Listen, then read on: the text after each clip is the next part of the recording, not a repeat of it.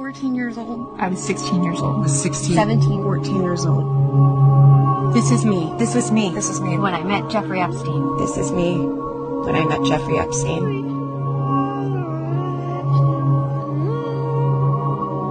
There are about 1,000 of us.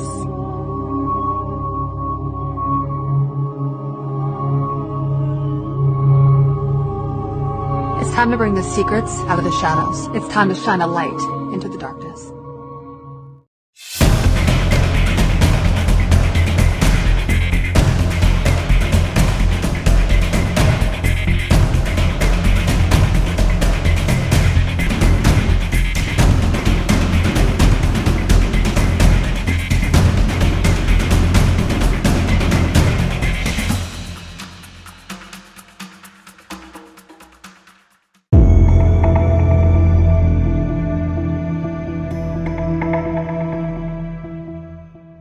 Pernahkah kalian membayangkan bahwa dunia yang kita tinggali ini sebenarnya dikendalikan oleh sekelompok kecil orang yang saling memegang kartu as satu sama lain? Bayangkan sebuah jaring laba-laba raksasa di mana politisi, miliarder, ilmuwan hingga pangeran kerajaan terperangkap dalam satu skandal yang sama. Inilah realitas pahit yang terungkap dari Epstein Files, sebuah kumpulan dokumen setebal jutaan halaman yang bukan lagi sekedar teori konspirasi, melainkan bukti hitam di atas putih tentang bagaimana hukum tumpul ke atas. Jeffrey Epstein bukan sekedar predator seksual, dia adalah pemegang kunci rahasia tergelak para penguasa dunia. Cerita ini bermula dari sosok Jeffrey Epstein, seorang pria yang lahir dari keluarga sederhana di Brooklyn, yang secara ajaib dan mencurigakan bisa menjadi guru di sekolah elit tanpa gelar sarjana, lalu melompat menjadi raksasa Wall Street. Kekayaannya yang tak masuk akal dan sumber dananya yang misterius membuatnya mendapat julukan Gatsby modern. Namun, di balik pesta mewah dan pulau pribadinya, Epstein membangun sebuah empire perdagangan seks di bawah umur yang sistematis.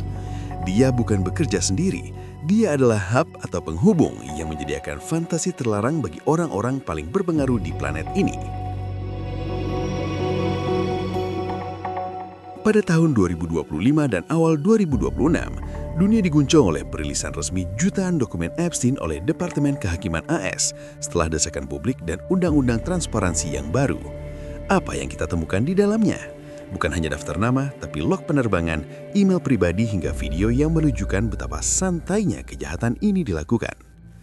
Fakta datanya mengerikan, ribuan gadis muda direkrut dengan iming-iming beasiswa atau karir modeling hanya untuk dijebak dalam skema piramida seksual di properti mewah Epstein di New York, Palm Beach hingga pulau pribadinya Little St. James.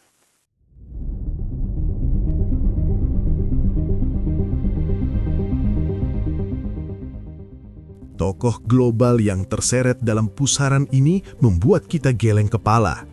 Bill Gates, sang pendiri Microsoft, ternyata memiliki hubungan yang jauh lebih dalam dengan Epstein daripada yang diakuinya. Dokumen mengungkap email di mana Epstein mengancam akan membongkar perselingkuhan Gates dengan pemain kartu asal Rusia jika Gates tidak mau mendanai proyek amalnya.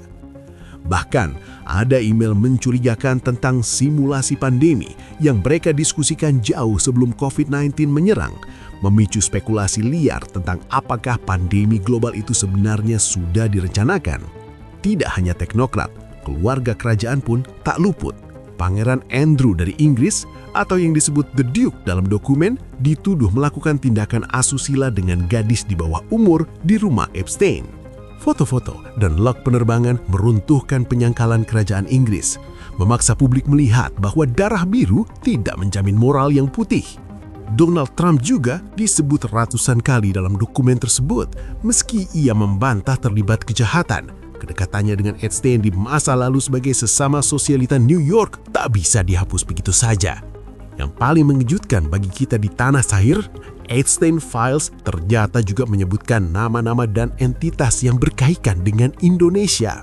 Dokumen tersebut mencatat nama Haritano Sudibyo dalam konteks bisnis hotel dengan Trump, di mana ia disebut memperkenalkan sumber intelijen ke pihak tertentu.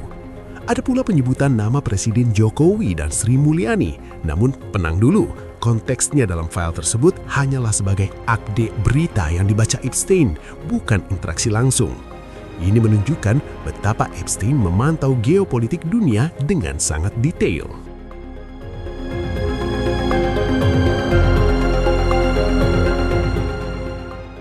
Fakta lain yang lebih menggelitik adalah ada indikasi rekrutmen model atau wanita dari agensi di Indonesia dan pengiriman tiket pesawat menuju Bali yang diduga menjadi salah satu lokasi transit atau liburan jaringan ini. Bahkan ada klaim menakjubkan tentang potongan kain kiswah Ka'bah yang dikirimkan sebagai hadiah kepada Epstein oleh seorang kolega bisnis dari Timur Tengah, menunjukkan betapa anehnya obsesi orang ini. Skandal kejahatan yang terungkap melampaui sekadar pelecehan. Ini adalah kompromat, istilah intelijen untuk mengumpulkan materi pemerasan. Epstein diduga merekam setiap tindakan bejat para tamunya melalui kamera tersembunyi di setiap sudut propertinya. Tujuannya untuk mengendalikan mereka. Inilah sebabnya banyak yang percaya Epstein adalah aset intelijen, mungkin Mossad Israel atau CIA, yang tugasnya memegang kartu mati para pemimpin dunia agar kebijakan global bisa disetir sesuai keinginan majikannya.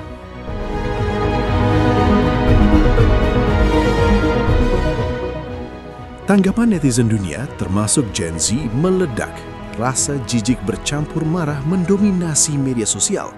Tagar #Epstein Client List menjadi trending topik abadi. Namun ada juga rasa skeptis dan putus asa atau yang kita sebut black pill karena banyak nama besar yang terungkap ternyata masih bebas berkeliaran tanpa konsekuensi hukum yang berarti. Netizen merasa hukum hanya tajam ke bawah, sementara para elit ini bisa membayar jalan keluar mereka dari neraka yang mereka ciptakan. Riset dan konspirasi di balik kasus ini semakin liar, namun mulai terbukti satu persatu. Salah satu yang paling aneh adalah rekening bank Epstein yang dinamai Baal, nama dewa kuno yang identik dengan pengorbanan anak dan ritual seks. Ini memicu teori bahwa lingkaran setan ini bukan hanya soal nafsu, tapi juga ritual okultisme atau pemujaan tertentu yang dipercayai oleh kaum elit untuk melanggengkan kekuasaan mereka. Lebih jauh lagi, ada jejak digital yang mengaitkan Epstein dengan dunia kripto. Sebuah email tahun 2016 menunjukkan Epstein mengklaim telah berbicara dengan para pendiri Bitcoin. Mengingat latar belakang matematikanya yang jenius dan koneksinya dengan ahli kriptografi, muncul spekulasi gila. Apakah Epstein terlibat dalam penciptaan atau pendanaan awal Bitcoin? Atau bahkan apakah dia tahu siapa Satoshi Nakamoto sebenarnya? Pengaruh terbongkarnya file ini terhadap stabilitas dunia sangat signifikan. Kepercayaan publik terhadap institusi runtuh. Kita melihat politisi, monarki, dan pebisnis idola dengan kacamata yang penuh curiga. Di beberapa negara seperti Slovakia dan Inggris, pejabat yang namanya terseret terpaksa mengundurkan diri. Ini menciptakan gelombang ketidakstabilan politik karena rakyat mulai menyadari bahwa para pemimpin mereka mungkin tersandera oleh masa lalu yang kelam. Dampak langsungnya, kita melihat polarisasi yang makin tajam. Di AS, file ini menjadi senjata politik antara kubur publik dan demokrat, saling tuding siapa yang lebih kotor. Namun, dampak budayanya lebih besar. Gen Z menjadi generasi yang paling tidak percaya pada otoritas. Kita sadar bahwa The Matrix itu nyata, dan orang-orang yang seharusnya melindungi kita, seperti politisi dan filantropis, malah menjadi predator.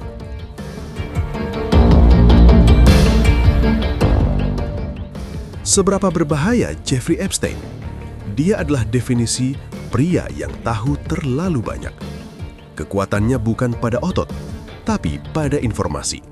Dia bisa menjatuhkan pemerintahan, menghancurkan reputasi perusahaan raksasa, dan memicu krisis internasional hanya dengan merilis satu video rekaman. Kematiannya di penjara yang dinyatakan sebagai diri dengan banyak kejanggalan, CCTV rusak, penjaga tertidur, hanya mengonfirmasi bahwa dia harus dibungkam agar rahasia besar itu ikut terkubur. Kasus-kasus spesifik yang terungkap detail dalam file ini sungguh memilukan. Ada kisah Maria Farmer, pelukis muda yang lukisannya dibeli lalu dia dijebak menjadi penjaga pintu, hingga adiknya yang masih remaja ikut menjadi korban pelecehan di peternakan Zorro Ranch. Ada pula pengakuan gadis-gadis yang direkrut dari sekolah menengah di Florida, dibayar receh untuk memijat, lalu dieksploitasi secara brutal. Mereka adalah manusia nyata, bukan sekedar statistik.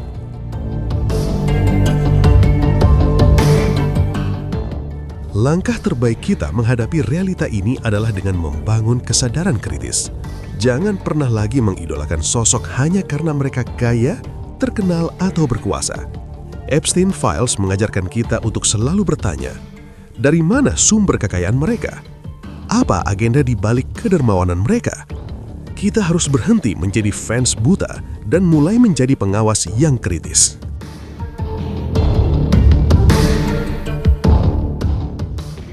Selain itu, kita harus mendukung transparansi dan keadilan bagi para korban.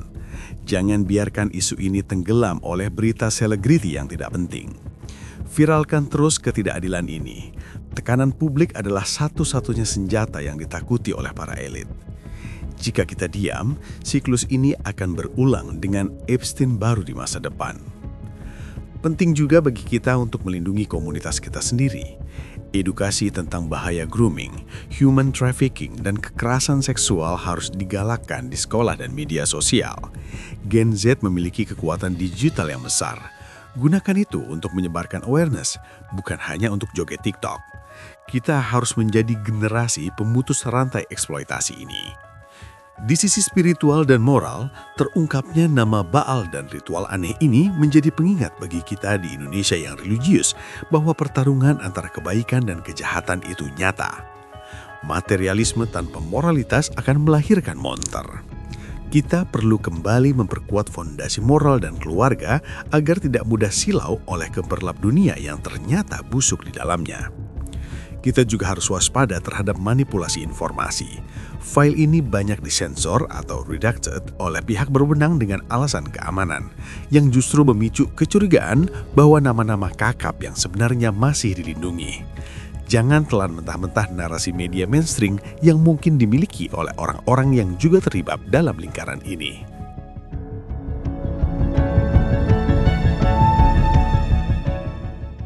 Epstein mungkin sudah mati, tapi sistem yang menciptakannya masih hidup. Ghislaine Maxwell, kaki tangannya, memang dipenjara, tapi banyak pelaku lain yang masih menikmati sampahnya di yacht mewah mereka. Realita ini pahit, tapi menutup mata bukanlah solusi. Dunia ini memang gelap, tapi justru itulah alasan kita harus menjadi cahaya. Sebagai penutup, Epstein Files bukan sekedar berita kriminal. Ini adalah cermin retak peradaban modern kita. Ia menunjukkan bahwa di puncak piramida sosial, moralitas seringkali menjadi barang dagangan yang paling murah. Pertanyaannya sekarang bukan lagi siapa yang terlibat, tapi siapa yang berani menyeret mereka ke pengadilan. Apakah keadilan akan benar-benar tegak, atau ini hanya akan menjadi drama musiman yang akan kita lupakan saat tren baru muncul? Ingat, mereka berharap kita lupa. Mereka berharap kita lelah. Tapi satu hal yang mereka takuti, generasi yang sadar dan tidak bisa dibeli. Masih sangat banyak sebenarnya yang ingin kami bahas mengenai The Epstein Files ini. Namun mengingat durasi, kemungkinan kita akan bongkar case-nya satu persatu di lain video secara mendalam untuk mengungkap kebenarannya. Dan kami juga mengundang kalian buat join di grup Signal Deep Mind Site untuk sama-sama berbagi informasi terbaru terkait kasus ini, atau berbagi ide menarik dan memecahkan masalah atau kasus lainnya untuk pembahasan konten secara aman, sehat, dan terkendali. Link join grup ada di deskripsi.